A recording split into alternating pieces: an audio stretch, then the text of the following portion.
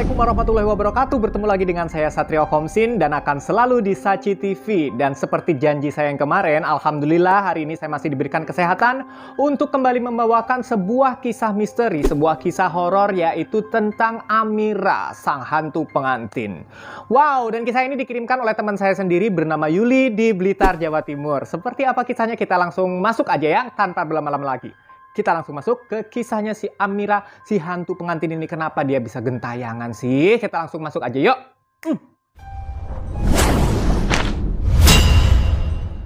Nah, konon Amira ini hidup di tahun 1991 ceritanya. Amira ini punya pacar nih, namanya Bram. Nah, Amira sama Bram ini sudah merencanakan untuk menikah.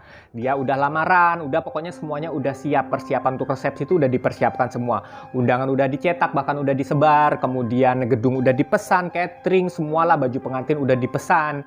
Nah, sebenarnya dua pasangan ini, satu pasangan muda ini ya, Amira sama si Bram ini ngurusin semuanya itu serba sendiri. Karena mereka memang juga udah nggak mau ngerepotin orang-orang dan nggak mau pakai event organizer. Kayaknya kalau di tahun 1991 juga belum banyak wedding organizer ya. Dan karena itulah juga dia tuh ngurusin segala sesuatunya sendiri. Nah, sebenarnya orang tuanya si Bram udah ngingetin nih sama Bram sama Amira juga, bahwa sebenarnya pengantin itu, calon pengantin itu nggak boleh keluar kemana-mana beberapa saat sebelum pengantinan acara hari hanya itu tuh harus dipingit. Jadi dipingit itu kayak memang mereka berdua nggak boleh bertemu juga, kemudian nggak boleh pergi kemana-mana gitu loh. Jadi nggak boleh pergi jauh-jauh, nggak boleh pergi naik berkendara sendiri atau jauh-jauh, dan nggak boleh apalagi berdua gitu. Dan hal ini biasanya memang bertujuan untuk menghindari hal-hal yang tidak diinginkan. Tetapi karena pasangan ini masih sangat muda dan kurang percaya dengan hal-hal yang mereka pikir nih, mitos nih, zaman dulu nih, gitu kan. Akhirnya mereka ngurusin semua sendiri-sendiri. Nah, akhirnya kejadian nih, sebulan sebelum hari H mereka menikah, Bram dan Amira pun kecelakaan motor. Saat boncengan motor gitu mereka kecelakaan. Nah, Amira ini meninggal di tempat. Nah, Bram sempat dilarikan ke rumah sakit dan selamat. Nah, semenjak saat itulah sosok hantu Amira ini mulai sering diperbincangkan katanya. Nah, seperti apa nih, kita mau masuk langsung ke kisah mistis penampakan hantu Amira ini.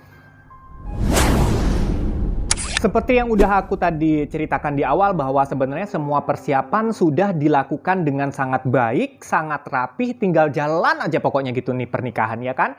Baju udah dipesan, pokoknya dia itu mau sewa baju yang mana tuh udah ada, kemudian udah mau pakai salon yang mana dia udah ada, kemudian dia mau gedung yang mana dia udah bayar juga, catering udah bayar semuanya. Nah, oleh karena itu meninggalnya si Amira ini menyisakan banyak banget kesedihan dan kerugian tentunya ya. Tapi kesedihan ini yang aku mau ceritakan, kesedihan. Tapi nggak hanya kesedihan aja, tapi ada juga kisah-kisah seram yang membayangi atau menghantui orang-orang atau jasa-jasa yang udah dibayar ini. Bukan karena uangnya mau ditagih lagi sama si hantu ya, tetapi di sini lebih kepada hantu ini, si sosok hantu ini, Amira ini, mau kayak menunjukkan bahwa dia tuh masih ada dan masih pengen make apapun yang dia udah rencanakan gitu. Dia tuh masih pengen pernikahannya tuh berlangsung gitu loh. Dan yang pertama yang didatangi adalah Mbak Susi. Mbak Susi ini pemilik sebuah salon gitu. Dan memang Amira dan Bram ini merencanakan di pernikahannya dia memakai jasanya si Mbak Susi ini untuk merias dan juga menyewa baju pengantinnya di sana. Udah disewalah kan baju pengantin. Pokoknya mereka udah siap-siap. Amira ini seleranya suka pakai baju pengantin yang warnanya merah, dan dia itu waktu itu pakai kebaya warnanya merah gitu kan ya, yang dia pesan itu untuk disewa nih. Dia nggak pesen jadi dari awal, enggak, tapi dia nyewa gitu kan. Nah, pada suatu hari kan setelah kecelakaan ini ya udahlah, akhirnya batal lah kan semuanya. Nah, singkat cerita, ini sebulan kemudian setelah si Amira ini meninggal, yang seharusnya dimana hari ini adalah hari pernikahannya si Amira sama Bram ya. Nah, Mbak Susi ini seperti biasa lah kan, dia keluar dari rumah, dia masuk ke dalam salonnya karena memang salon dan rumahnya itu terpisah gitu bangunannya. Terus ada kayak jalan yang dibikin dari semen gitu lah ya. Terus habis itu dia masuk ke salon, dia pel-pel dulu, dia lap-lap dulu, dia buka jendela, dia buka tirai-tirainya, dia buka pintunya, dia buka apa, pokoknya siap-siapin dulu semua, dielap-elap. Nah, tiba-tiba si Mbak Susi ini, dia itu kayak mencium bau wangi melati. Tapi baunya itu cuman set gitu. Nggak mengisi ruangan gitu, tapi cuman melintas di depan hidungnya gitu, set gitu, mau bau melati. Nah, sebenarnya Mbak Susi ini bukan sosok yang penakut sebenarnya. Dia langsung gitu kan, langsung, siapa nih gitu, langsung ditegur sama Mbak Susi ini. Berani Mbak Susi ini kan, siapa nih gitu kan. Terus habis gitu Mbak Susi teruslah ngelap meja, terus habis itu ngelap etalase. Nah, di etalase ini bajunya Amira ini kebetulan kan warnanya merah dan ditaruhnya itu udah di paling depan karena memang udah mau dipakai gitu kan sama si Mbak Susi tadinya kan.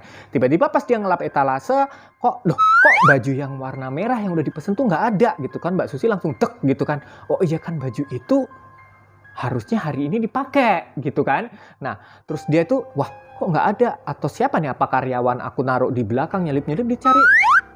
Nggak ada gitu kan. Emang nggak ada bajunya. Nah, jangan-jangan habis bau melati lagi kan. Nah, Mbak Susi di sini perasaannya kan udah nggak enak kan. Nah, disitulah Mbak Susi berniat untuk manggil suaminya, minta ditemenin gitu loh. Dia itu mau masuk ke rumah lagi ceritanya. Tapi pas begitu Mbak Susi itu begitu mau jalan gitu kan, setengah lari sih sebenarnya karena udah agak setengah parno walaupun dia berani juga nggak seberani itu kan.